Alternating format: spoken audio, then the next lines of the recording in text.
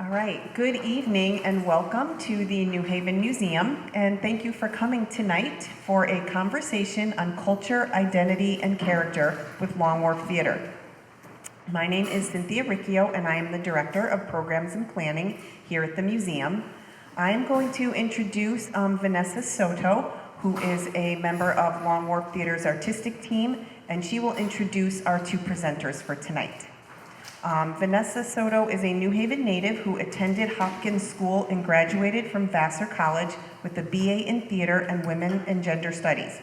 She trained as an actor and theater director at the Eugene O'Neill Theater Center's National Theater Institute and continued to have a career in the performing arts. After a decade living in South Florida, she returned to New Haven in 2020 and began work with Long Wharf Theater as their company manager.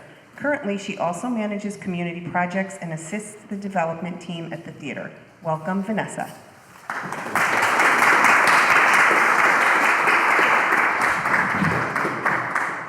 Thanks, Cindy. Hi, everyone. Welcome. Good evening. Welcome to Long Wharf Theater.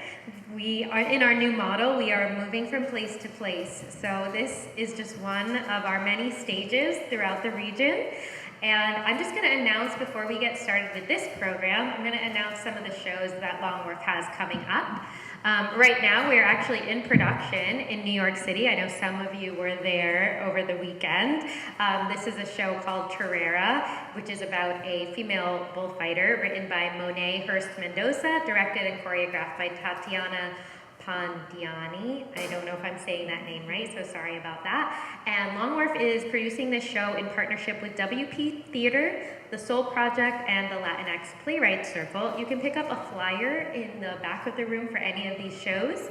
And it's currently running through, there was an extension through November 2nd. So right now it says on the flyer October 26th, but it will be going through November 2nd. It's a fantastic show. It's very alive. It's just up the way on a train to New York City. So feel free to check out this wonderful, wonderful play.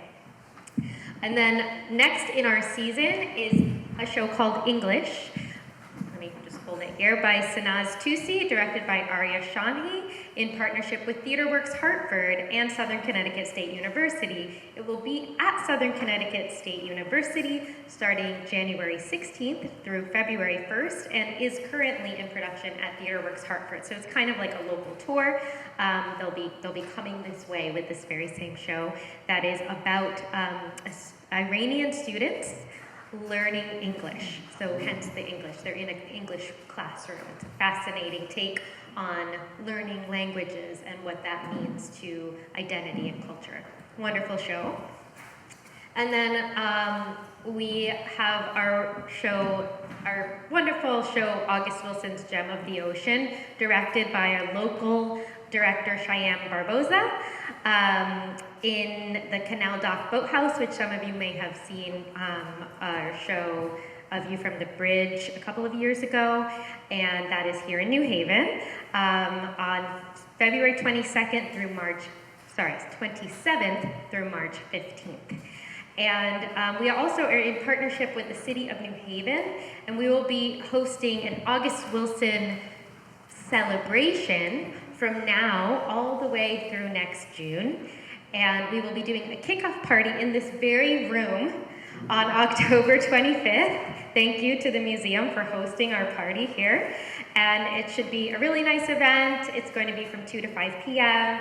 All of the partners in the celebration will be doing the celebration. We will have panels and discussions, virtual events, shows, all sorts of different programming throughout the year, and this is the kickoff party for that event. So be sure not to miss it. Hope to see you all there. Again, all the details for all of these programs are in the back of the room. And then we can continue with our program, which is a spotlight on costume design from the play that we did last season, El Coquille Espectacular and the Bottle of Doom, written by Matt Barbeau and directed by Kenan Valdez. We also did this at SCSU, Southern Connecticut State University, on the Lyman stage. Some of you might have seen it. And I'll just introduce Matt. Matt is a writer from Brooklyn, New York. Most recently, his play, The Venetians, a winner of the 2019 Columbia and Roundabout New Play Series, was staged by the Atlanta Shakespeare Company at the Shakespeare Tavern Playhouse. His play, El Coquí Espectacular and the Bottle of Doom, has been produced at Two River Theater in 2018 and Long Wharf Theater in 2025. His play, The Beautiful Land I Seek, La Linda Tierra que Busco Yo, premiered off-Broadway at Pergones PRRT in December, and it was nominated for Spain's Premio Talia in the Best New Work Production by Hispanic Artists Award, as well as the Ola Award for Outstanding Achievement in Playwriting. Barbeau's first play for young audiences, Stu's famous Martian American Gumbo, was commissioned by Peppercorn Theater and produced in summer of 2019, and produced again in 2021 as part of Hangers Theater's Kids Suck series. He received his MFA at Columbia University and was recently a New York Theater Workshop's 2050 Fellow, a member of the Civilians R&D Group, and part of the Lark Playwriting Group at Second Stage. He is the recipient of the Miami New Drama and the Blacklist Play Commission Award. Give it up for Matt Barbeau.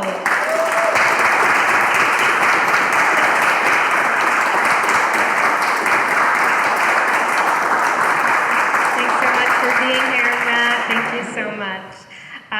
And then I'll introduce our costume designer of El Coquí, our production of El Coquí Espectacular and the Bottle of Doom, Ray J. Brown, who is a costume designer and visual artist. Their work has been seen at Long Wharf Theater, Steppenwolf's 1700 Theater, Juilliard, the David Geffen School of Drama at Yale, and more. They hold an MFA in costume design from Yale University and a BA in theater and performance studies and visual arts from the University of Chicago. In 2025, they received a Leo Lerman Fellowship in Design for their works in costumes, and they currently work out of New Haven, as well as New York City and the Washington, D.C. area. Ray was also nominated for a Connecticut Critics Circle Award for their costume design in Long Wharf Theater's production of El Coquí Espectacular and the Bottle of Doom. Give it up for Ray J. Brown. Welcome, Ray.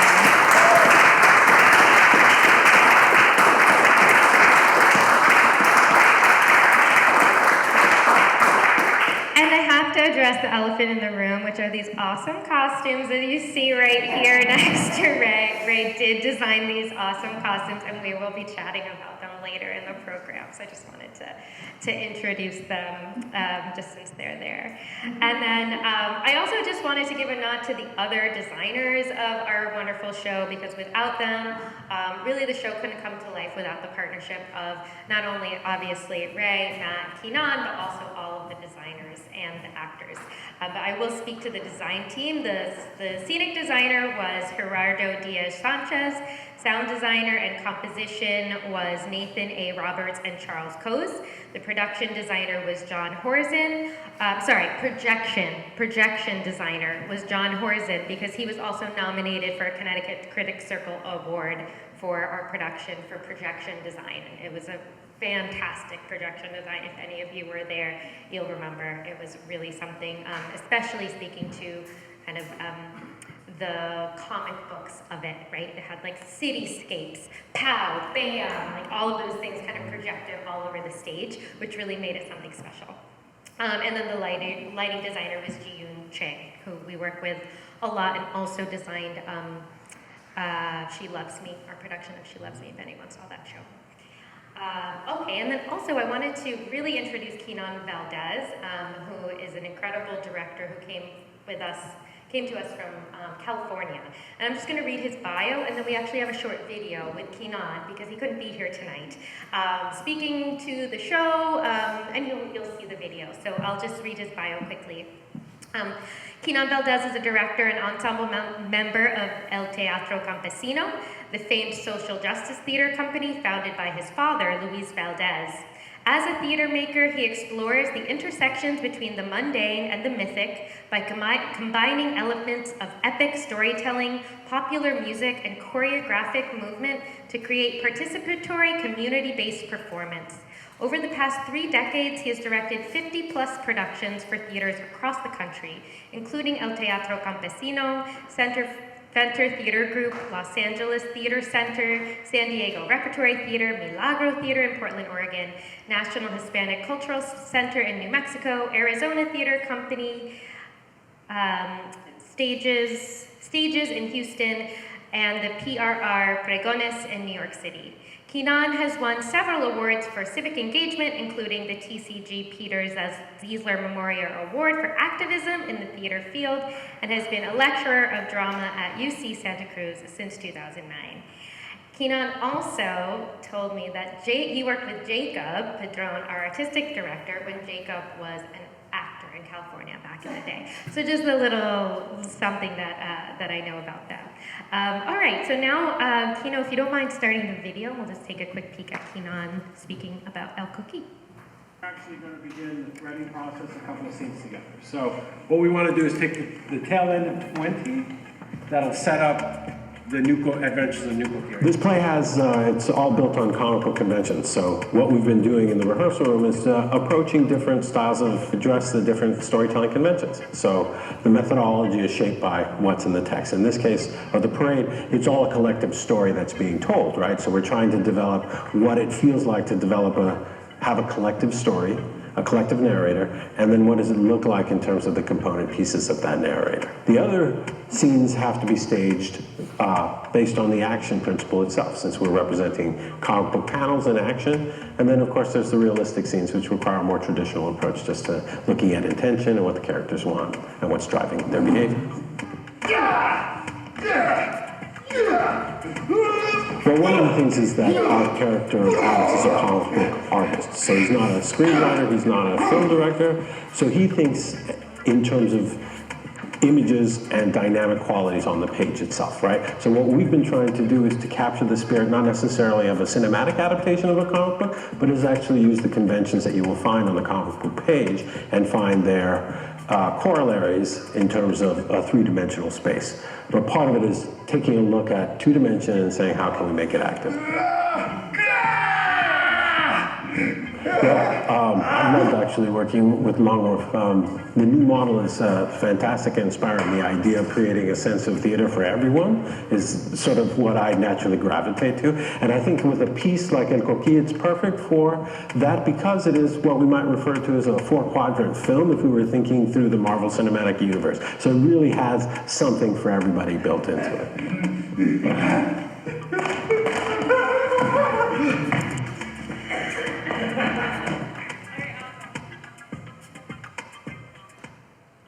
Thank you. Thanks, Kino. Awesome. So hopefully that gave you a little taste of Keenan and have his voice in the space. Also, you got to see some of the actors jumping around and a little bit what the show, kind of a little bit of the essence of the show. And I'm just going to turn to Matt now. And Matt, can I just ask you to just speak about just a quick summary of the story of El Coqui, and for those who didn't see the show. Hi.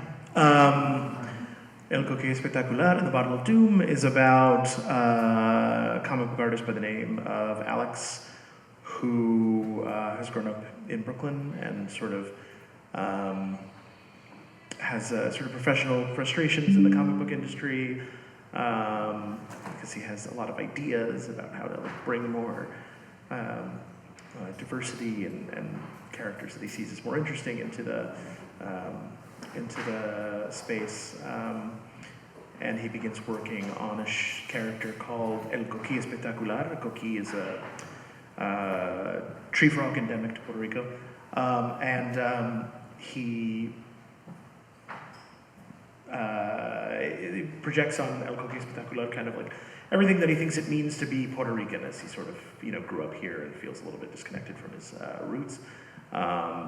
And begins, when he gets writer's block, dressing up as the character and going out into the world, which gains him some attention that he doesn't really want, and some fame.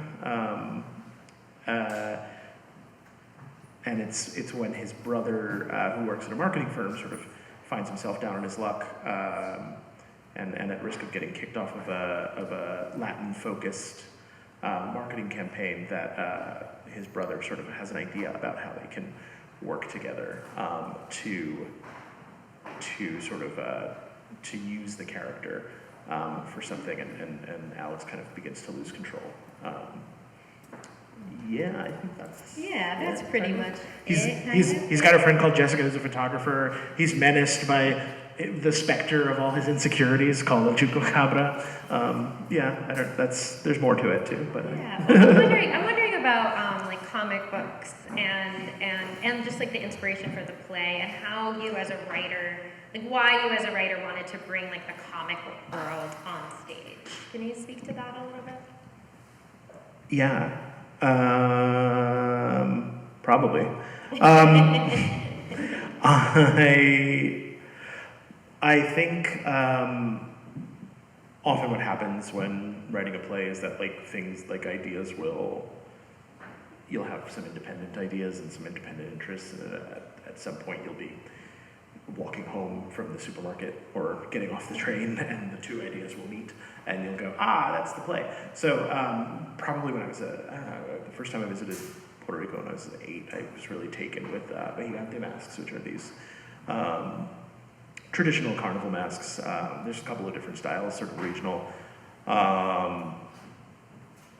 But as a kid who was really into like the X-Men, I was sort of taken with how similar they look to comic book characters and these, Power Ranger helmets, and there's all, so I was very taken with that and the idea of that as sort of being that sort of the ways that comic books sort of like encompass power in the costume, and so that was an idea that just stuck with me for a very long time. Marvel actually wound up a couple of years ago putting out a character called El Gigante that's very similar to that. It wasn't really until I started working in marketing and thinking about the ways that sort of identity is kind of like monetized in the marketing space often, that the play started to take shape. Like they had an idea about what it was going to be about. And I think the comic book, the idea of a comic book and the ideas of identity plays are kind of like a common thing in theater often, but I think that the comic book genre deals with like secret identities and like constructed identities in a way that sort of lends itself very well to those themes, and so it all sort of it just sort of flowed from there. Yeah, that makes a lot of sense. Now I know the elements of the marketing. They had a whole screen with this really funny to the audience. Voltage cola, spicy. Some of you will remember on the side of the stage we played those commercials. So that's really interesting. The brother is a marketing executive in the show, and so that is a whole aspect of the storytelling. So it's interesting that came from your like working in marketing. That's really fascinating. And then Ray, I'm wondering about, in terms of the Gigante mask, and then the play also has a lot of like realism, right? Like there's like, it takes place in 2007 in New York City, so there's a lot of real people, and then there's like the comic book world. So Ray, can you speak to kind of those two worlds, and like as a designer, how do you like approach those two kind of aspects of a play like this? Yeah, definitely. I think with this play in particular, a lot of my work and my work with Kinan and also some conversations with Matt was defining these different worlds that the play inhabited. So like you said, there's this very realistic world where we have these everyday people that you may encounter in your own life, family members, teachers, etc., coworkers.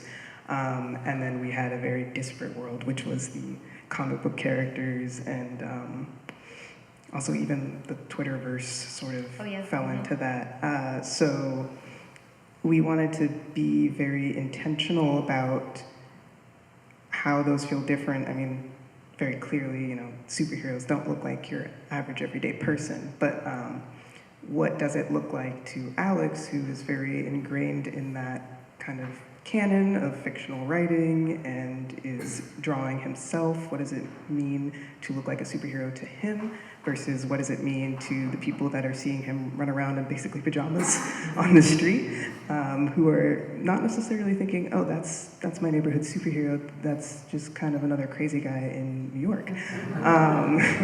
So we were kind of filtering those things, and then also there was this added element of the legacy of the Gigante mask, and particularly how his mask was a family heirloom given to him by his father, and how that was central to his storytelling, and how we filtered that meaning from him into the costume that he was able to create. And then there was other layers, like there's his costume, and then there is the costume that Voltage Cola creates, and they're similar, but they're not the same thing, because Alex is a home-taught sewist, and we can assume that maybe Voltage Cola went out and hired somebody that knows a little bit more about fabric and things like that, and there's different levels of craftsmanship, and so just bringing that to life through how we approach the building of the costumes. Yeah, and if we could also, you can see on the screen, these are Ray's designs that you see on the screen. They're kind of flowing through, but the one, and correct me if I'm wrong, the one on the right is that reflective of the one behind you? No, actually. Oh, it's so, not, okay. Funnily enough, in as this cycles through, I actually mostly just put in some early sketches, and none of them, the Chupacabra is closest to what we ended up creating, but this was just sort of to show a nod to the process that you don't see behind the costumes, which is all the stuff that gets thrown out before we get to actually buying the fabric and creating something. So we did spend a lot of time both in my research and then just talking through physically what we needed the costumes to accomplish, cycling through some ideas.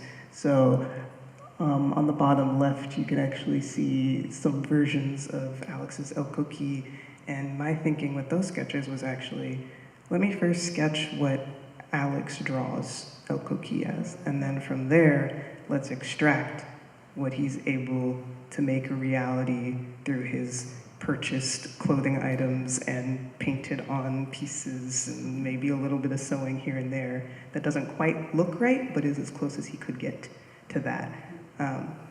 Yeah, and speaking to that behind you is Yes. what ended up in the production, right? Like that's the one that is Alex's patched together, kind of sewn together. So that was what he was actually wearing on stage.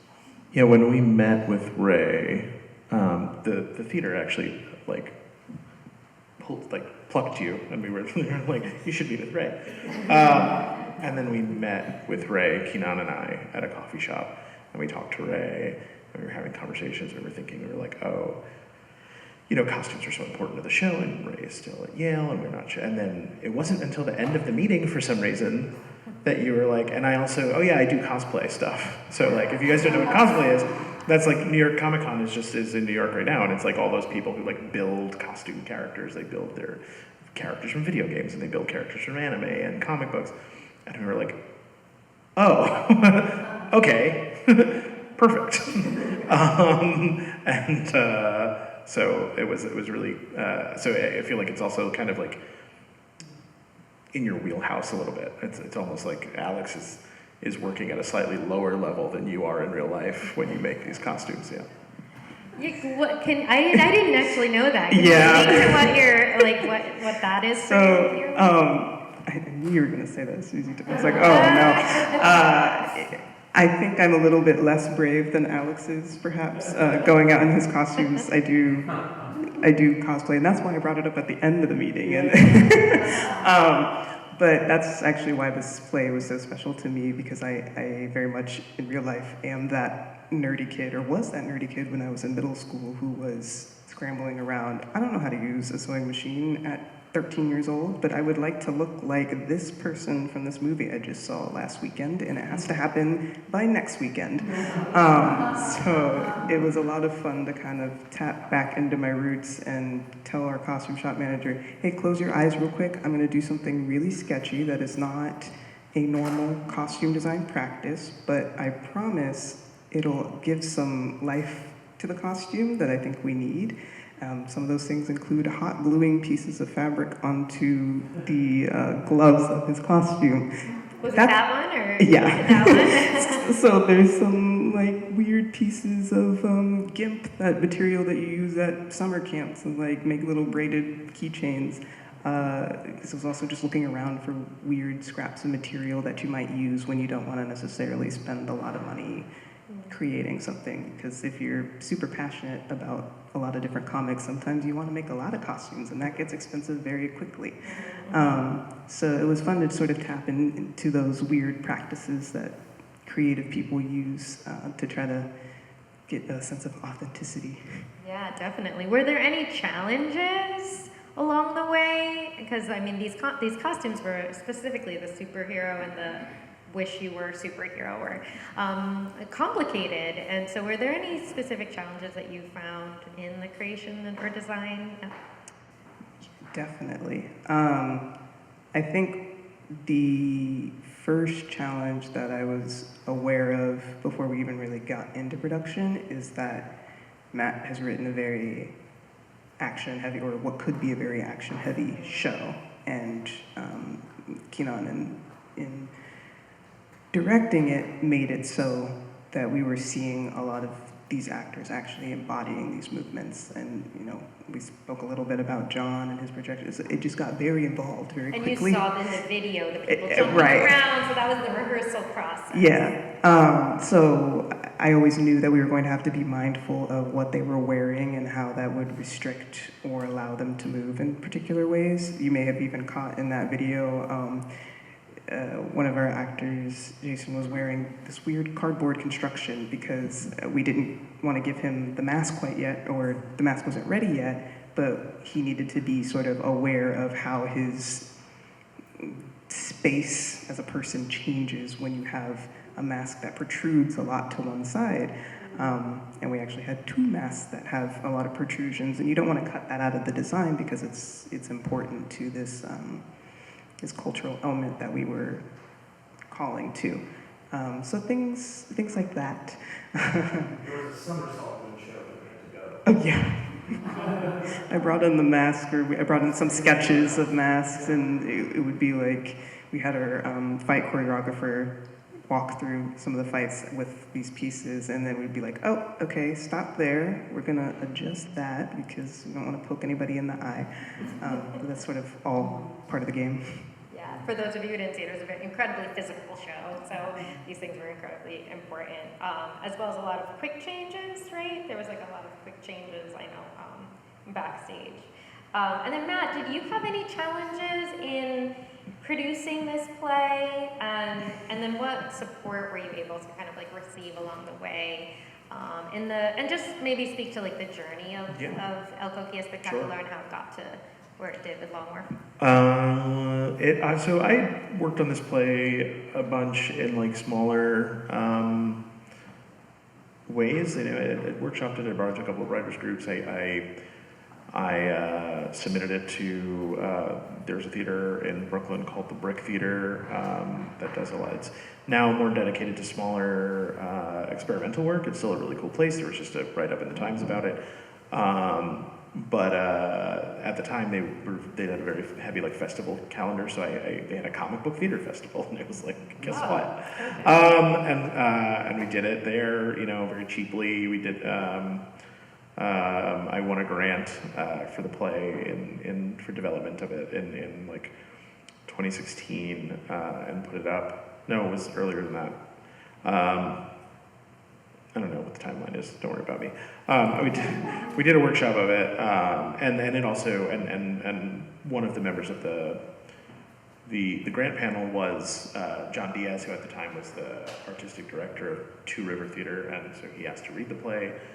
Two River Theater has an annual Latin new play reading series called Crossing Borders. Not a great name, I don't think, but they,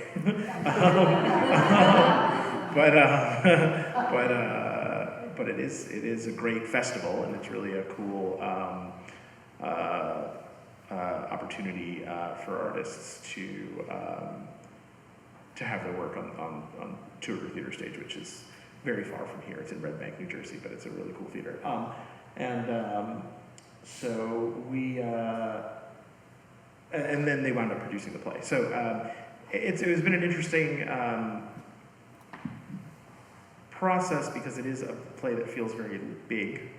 It does call for all this costume and does call for all of these, for this action and stuff like that. But we had been able to do versions of it very small for very little money.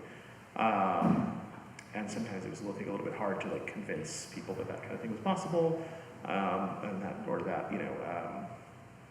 It has a lot going on thematically. It has an all Latino cast. I remember having one theater company reach out to me about plays, and they were like, well, the one that we like most is El Cookie Espectacular, but we don't have the actors in our company for it. And I was like, what do you mean? And they were like, well, we like to have we like to cast at least 50% out of our ensemble. And we don't have enough actors to cast half of a Latin cast. And I was like, well, there are five actors in the play. Like why don't you just invite some more people in? But no, so that kind of thing I think comes up a lot because it feels risky, because it feels odd. You do sort of come up against those barriers where sometimes too many risky elements sort of pile up. But it was wonderful to have the theater like Two River take a risk on it. And then when that premiered, actually Jacob, who I had worked with at the Soul Project when that launched, I was an intern at Columbia at the time, or I was at Columbia University interning with them. Came to see the play and really thought he was really taken with it and wanted to support it. We did a reading with the Soul Project, and then the pandemic happened, and we everything closed for a long time. But I'm really happy that it's really incredible that Jacob sort of remained sort of dedicated to putting this play up through all of that, and I'm so happy that I got to work on it with him before his tenure at the theater ended. Yeah. So I'm really I was excited to finally get the chance to work on it, and a theater like. I said we've done it cheaply, and yeah, we have, and it was fun, and everyone had a great time. But it is really amazing when you get to do it at the level that that Long Wharf offers. I mean, the projections were incredible. The set was amazing, and it was really just it really is. It always means a lot. It's always amazing as a playwright to sort of see your work go up. But a play that specifically has that kind of provocation, that has that kind of it is asking you. To really go for broke on it in that way. It was really wonderful. I thought a similar thing, by the way, about Torreira, which I'm going to plug your show again. No, actually, what's kind of funny, last time I wore this jacket, I was seeing it. He's like, no, seriously. But similarly, it's a play that, calls for bullfights on stage. And, it doesn't give you it doesn't say how you should do it. And I think... it's been amazing to see how this production at Long Wharf sort of approaches that. So I think it's exciting, and it is important. You asked about support, that to have a theater that sees those as really exciting opportunities rather than challenges or risks. Yeah, absolutely. And did you do any rewrites? Did you have any major changes along the way? Just out of curiosity. Probably. Anything that you remember? Yeah, it's changed a lot. Since I first did it at the Comic Book Theater Festival in 2013, it's changed a lot. I think I think the Two River version was straight 90 minutes, and then we talked about how we wanted to build it out a little bit.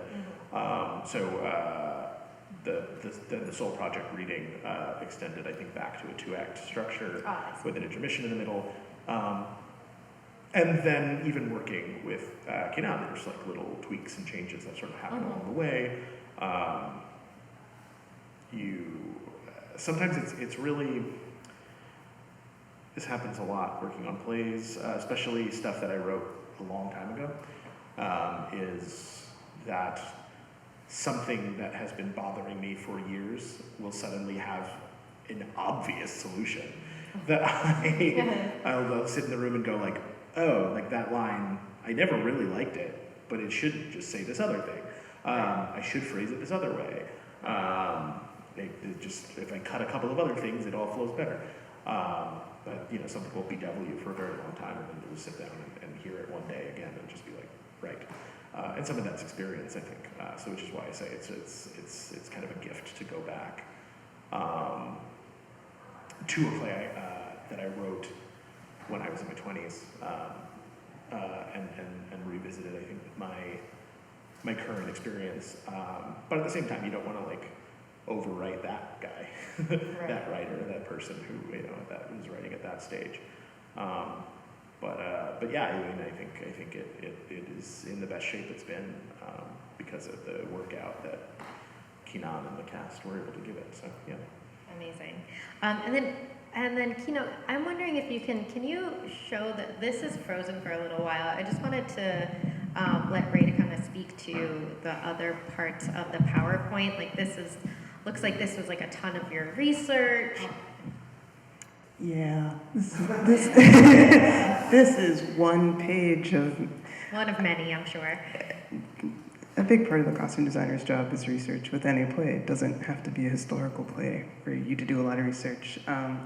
I just wanted to throw that on there to speak to a little bit of the rabbit hole you can go down, particularly with this play having such a big comic book inspiration. I spent a lot of time just looking into random comics that maybe had some elements that I thought were interesting story-wise, character-wise, that maybe related, or just the aesthetics, and how all of this in some way, somehow, led us here. And then some random tidbits, like Matt mentioned, one of the Marvel characters that they created in recent years, but there's also this, I believe his name is Damian Hirst, a wrestler who has a mask that is also inspired by the Vejigante mask, and so you'll just come across a bunch of other pop culture references to these objects in the same way that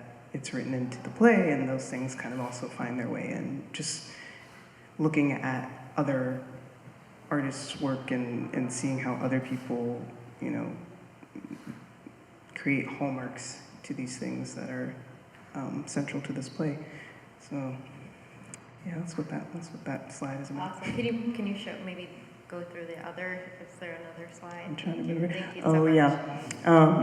And then I suppose just to speak a little bit to the as much fun as the superheroes are, there is also these real world characters. So there's five people in the cast. We have Alex, his brother, his mother, Jessica, who's the friend that he meets who's a photographer. Then there's Junior, who's like the school bully from back in high school, who also doubles as El Chupacabra. But as much as these people you can view them as simple and a little bit more straightforward, I take a similar approach in my research. I spent a lot of time on Flickr for this show. Since it was set in the early 2000s, I went through and tried to find, photos of people that felt like these characters in the play. Some of those were just family photo albums of random Thanksgivings that people uploaded to Flickr, and you can go back in time and click 2010, 2007, and just find those nuggets to make sure you're reminding yourself of, yeah, this is how we were looking back then. And sometimes you discover, wow, why were we wearing so many stripes? That was the thing with Jessica. I was like, I promise this much plaid and this much stripes was a real thing that we were doing.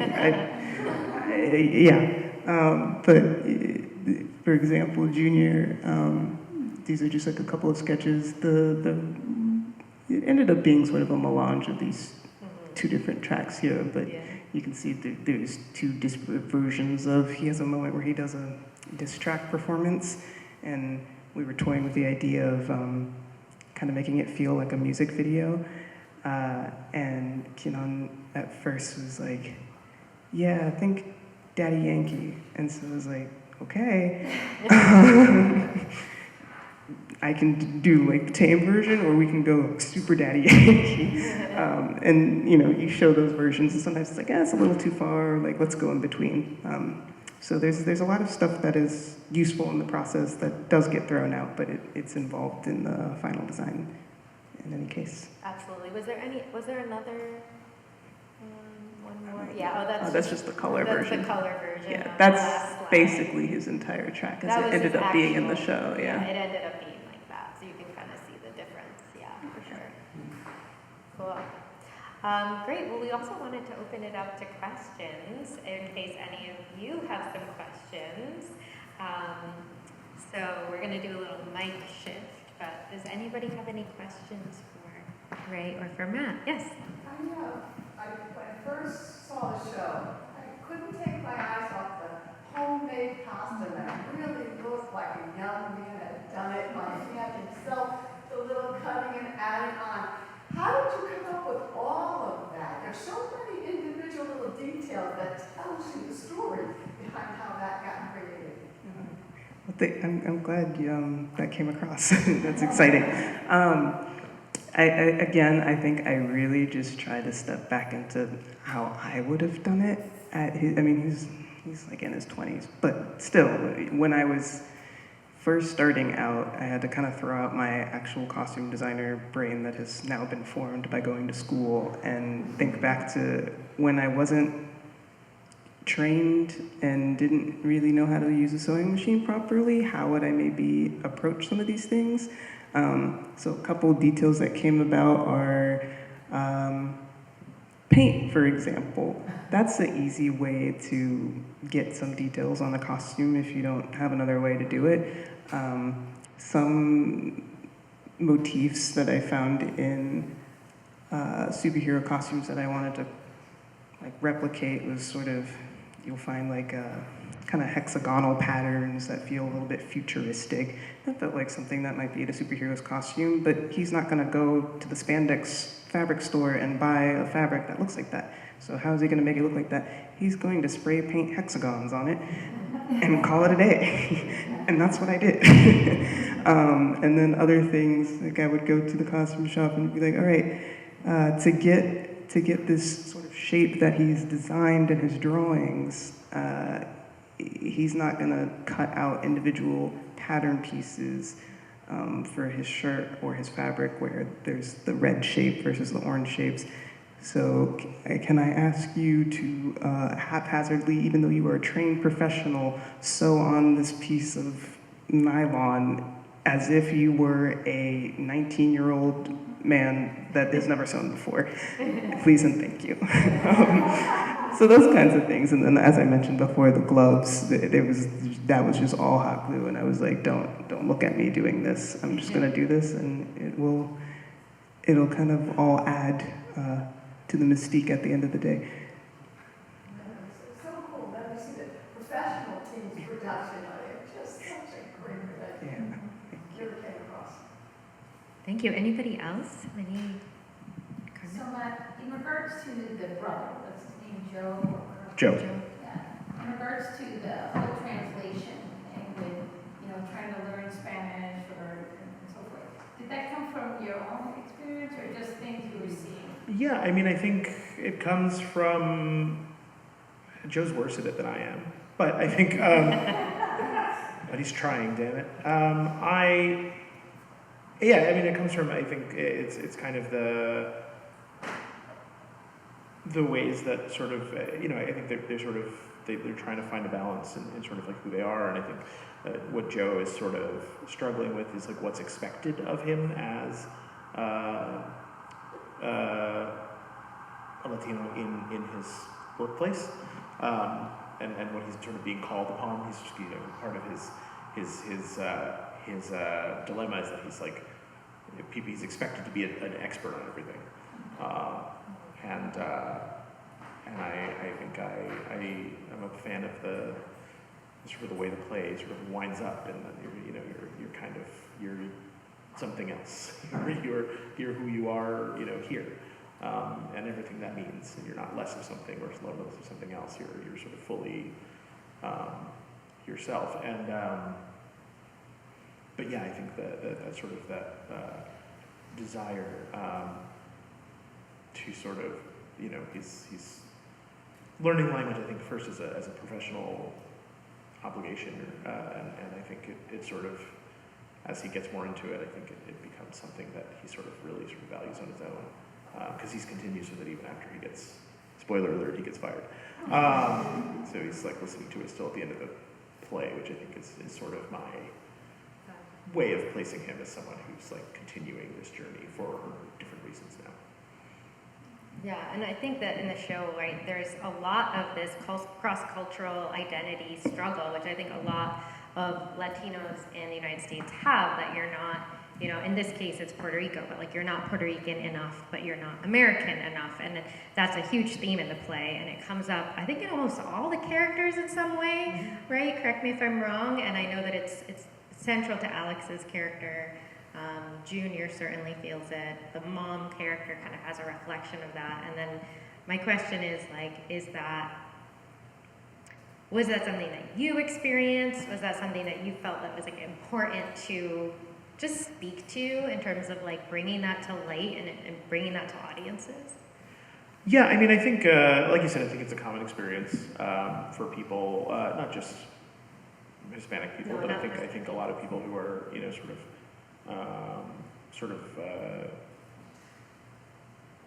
who are identified with another culture, whether they, I think people who identify themselves, but a lot of also people will be identified with it by other people. And I think, what was I going to say? Oh yes, yeah, I think I think for me, a lot of the stories that get told about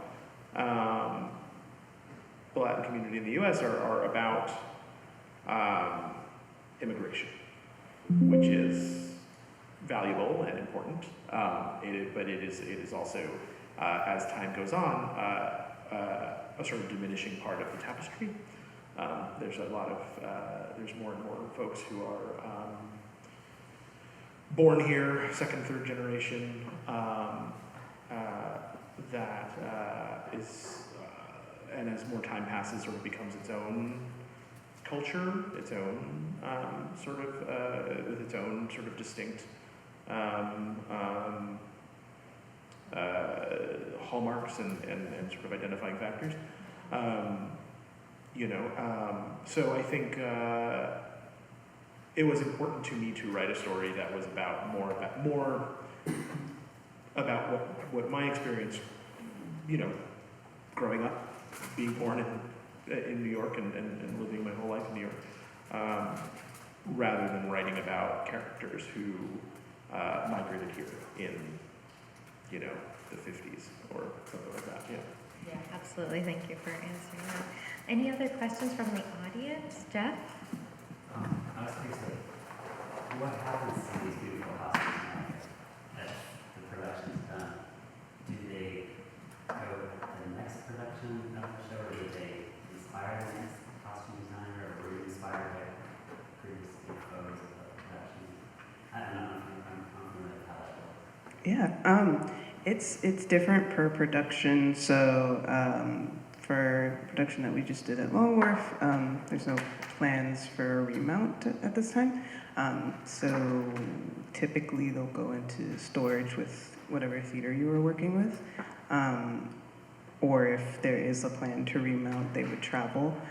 I personally had to steal these for one weekend to bring to my senior showcase in New York, so that was, a blessing and another time to share them. And the fact that they're in this museum is also pretty special. Like, usually, I can't really think of any examples of times that costumes kind of get a second life outside of the stage.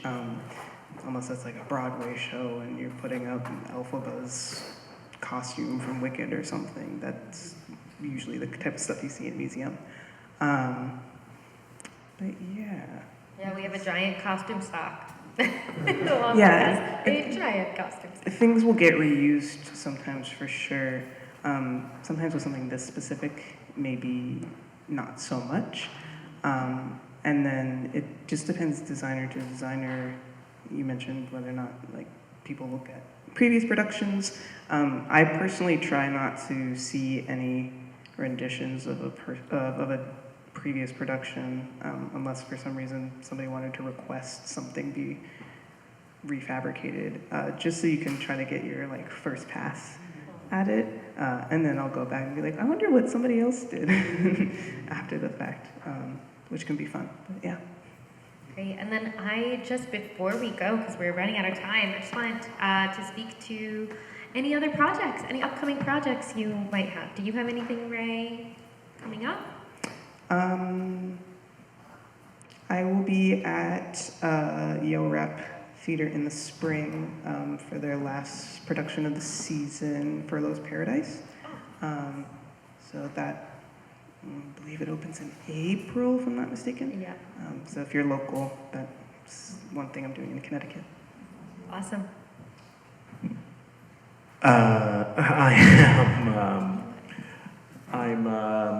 So I'll be working on a show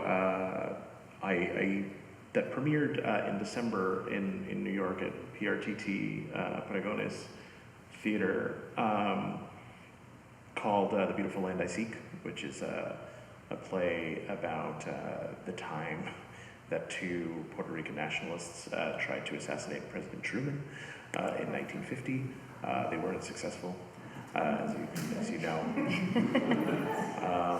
So the play is kind of about them on the train from New York to DC, sort of becoming unstuck from time and encountering a kind of like fantasia about the U.S.'s relationship to Puerto Rico.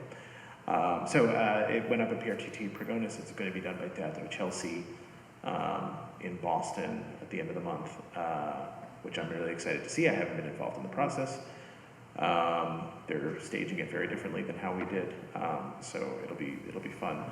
I've got a workshop that I'm teaching with a group called the Writers' Hood that you can look up online, but I'm teaching a workshop sort of for writers of narrative prose, a workshop on lessons from playwriting and dialogue. So if you write memoir or fiction, feel free to check that out too. Yeah. All right, thank you so much. And then that's the flyer for the show. It took a second to come up, but that's the flyer for the show. And I'm sure you can find it online. But I just wanted to say thank you so much to Ray, to Matt. Thank you for taking the time out of your time.